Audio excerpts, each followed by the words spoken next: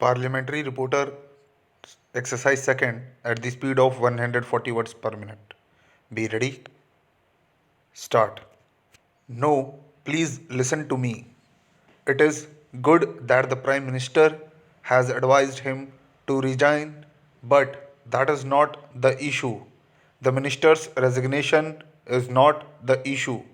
The Indian Premier League IPL is the issue.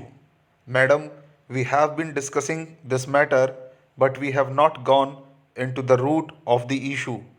The root of the issue is laundering of black money.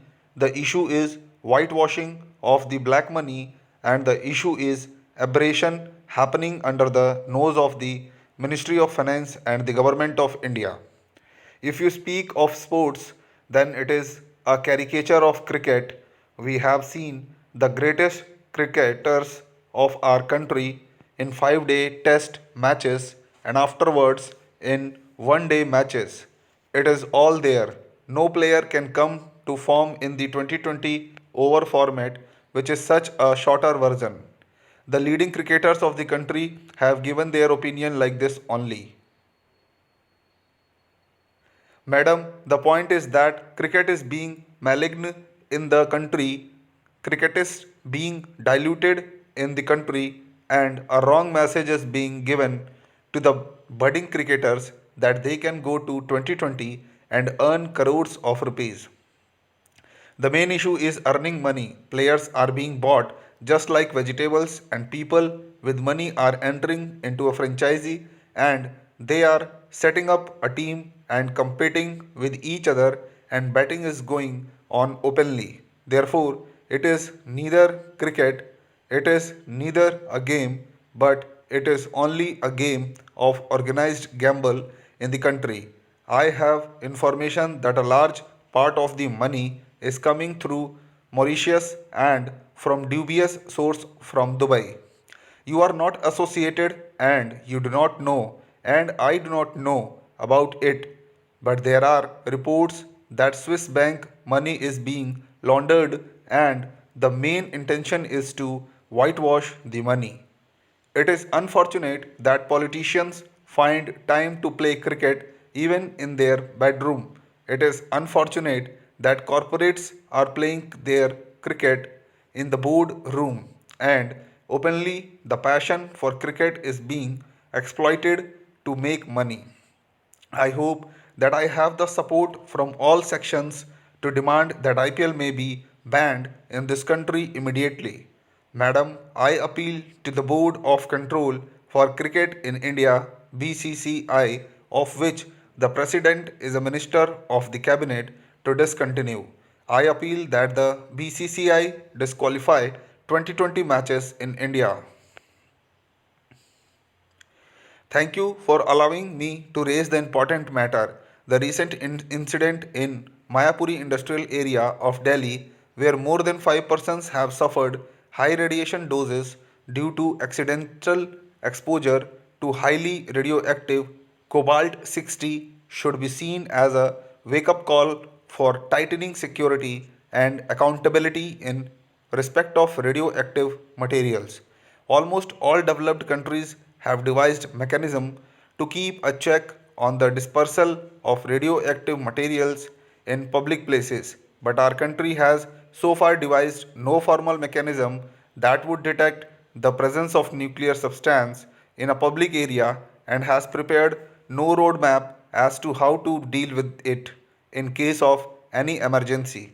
All this is despite the fact that India is on the list of terrorist groups. They are planning to use third generation terror weapon, which is called radiological dispersal devices RDD, that are also called dirty bombs.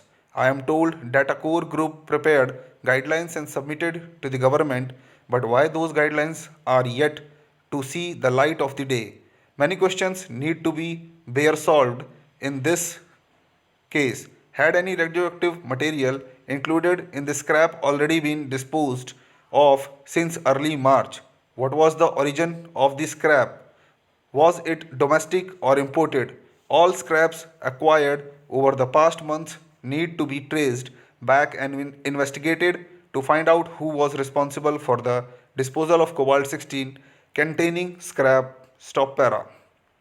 Was any contaminated scrap sold and processed into steel products? Has any quantity of cobalt 60 spilled out of its container and got dispersed? The case is complicated and needs combination of determined police work and technical expertise to resolve the host of issues involved. If this cobalt 60 was imported with scrap, how did it pass through the customs? The government should explain. It raises questions about the trade in such materials and how their movement escapes detection. I fear India is being treated as a dumping yard for such dangerous wastes. There is a urgent need to have junk disposal norm in the country. Mr. Deputy Speaker, sir, in the morning some honorable members raised the issue of IPL and wanted to have a thorough probe into all its aspects. In fact, the concerned department has already started the investigation process.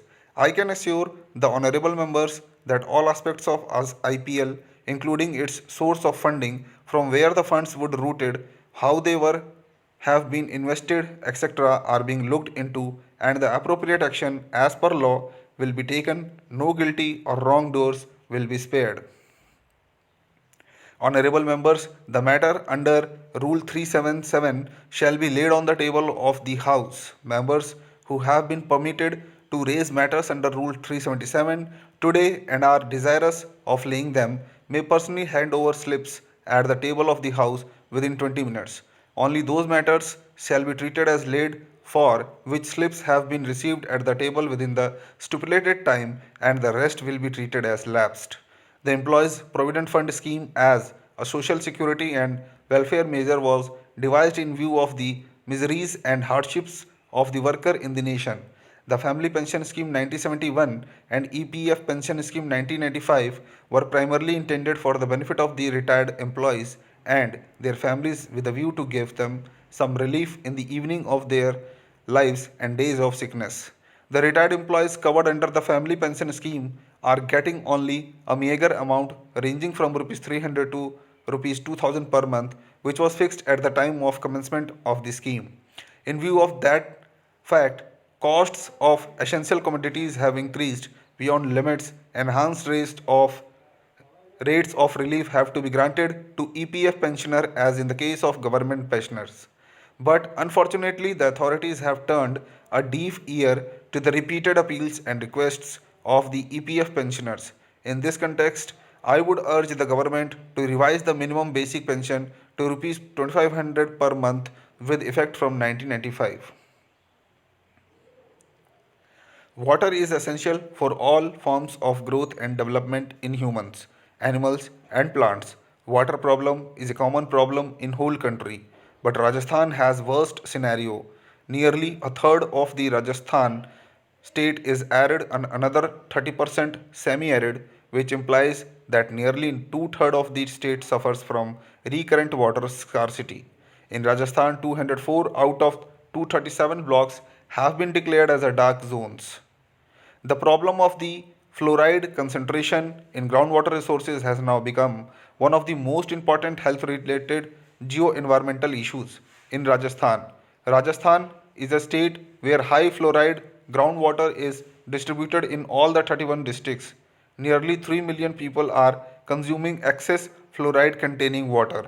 As such, the problem of both dental and skeletal fluorosis is widespread, especially in the rural population and in children. Also, 94% of drinking water supply scheme in Rajasthan are based on groundwater. Total population affected due to excess fluoride in groundwater is 107.29 lakh. The district with highest population affected by the disease is Barmer, followed by Churu, Nagaur, Bhilwara, Ajmer, and Pali.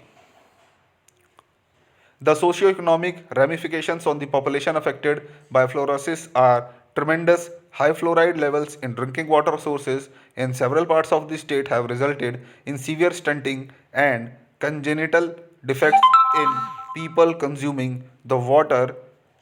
Although there is awareness about the problem, there have been few interventions. At the national level, there has been extensive research carried out on the subject. Research has resulted in improved defluoridation techniques. However, the initiatives undertaken in Rajasthan are few. Treatment of fluorosis is yet to be prioritized in the health agenda. Stop.